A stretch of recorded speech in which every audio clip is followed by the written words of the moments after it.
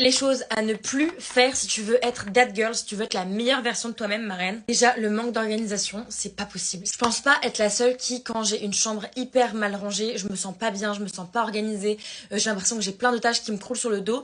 Et dès que ma chambre elle est bien rangée, dès que mon appartement il est tout propre, franchement j'ai l'impression que ça va faire un gros tri dans ma tête aussi. Et je me sens vraiment trop bien. Et si tu te sens pareil, vraiment ma reine, essaye un maximum de garder ton environnement propre et organisé. Ensuite, arrête d'être en retard, prends de l'avance. En fait, la meilleure chose à faire si tu veux être la meilleure version de toi-même, c'est de prendre du temps. Avoir le temps de te préparer comme tu veux, avoir le temps de faire tes cheveux le temps que tu veux, avoir le temps de manger un bon petit déjeuner le matin, avoir le temps de prendre ton temps sur la route, avoir le temps de regarder même des vidéos YouTube si t'as envie le matin. Tout ça, c'est des choses que tu ne peux pas faire si tu es en retard. Je suis quelqu'un, j'ai toujours été hyper en avance. Et dès que j'ai commencé à être un petit peu en retard, à me laisser aller, à ne plus du tout être en avance, être pile à l'heure, voire un peu trop en retard, mais en fait, j'étais tout le temps stressée, j'étais tout le temps là, je courais, je marchais vite, je prenais pas le temps de bien me préparer, je prenais pas le temps de bien me réveiller le matin. Du coup, ça m'a rajouté grave un stress en plus dans ma vie dont je n'ai absolument pas besoin. Donc vraiment, prends ton temps et prends de l'avance, comme ça tu stresseras beaucoup moins et tu te sentiras vraiment trop bien. Ensuite, on a dit quoi? On a dit septembre 2024, nouveau départ, nouvelle attitude, nouvelle personne. Donc, si là, la dernière année, tu prenais du temps pour des embrouilles qui mènent à rien,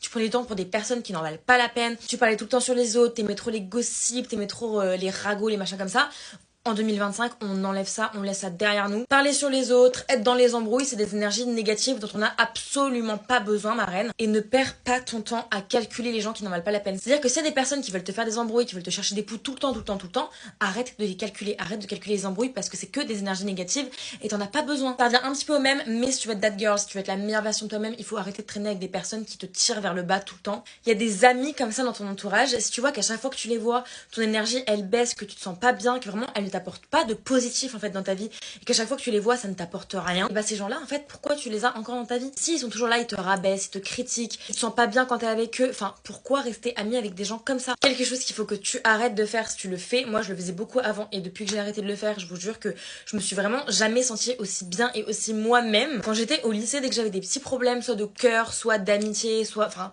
dès qu'il fallait que je prenne une décision dans ma vie personnelle en fait, je demandais toujours l'avis à mes amis. Toujours oui mais est-ce que tu penses qu'il faudrait que je fasse ça?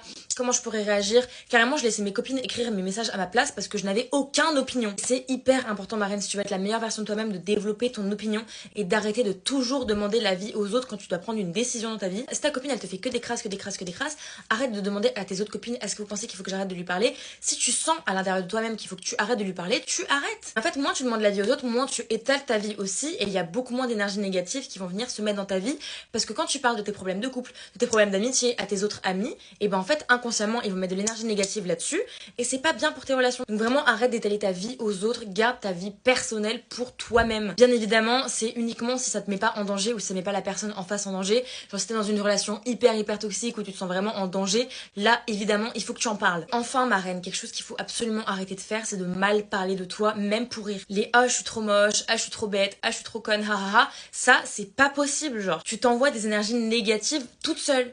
Enfin, est-ce que tu accepterais que des gens autour de toi te parlent comme ça? Est-ce que tu accepterais que tes copines te disent putain t'es super moche aujourd'hui, là t'es vraiment conne? Mais non en fait pas du tout, donc arrête de te parler à toi-même comme tu n'aimerais pas que les gens te parlent. Concentre-toi sur les énergies positives et les affirmations positives envers ta personne, c'est super important. Même pour rigoler. En fait tu te répètes tout le temps des choses négatives sur toi même pour rire, et ben en fait au bout d'un moment ton cerveau il va vraiment penser que t'es comme ça. Il va vraiment te trouver bête, il va vraiment te trouver moche et tu vas vraiment perdre confiance en toi progressivement. Donc chéris-toi et prends soin de toi.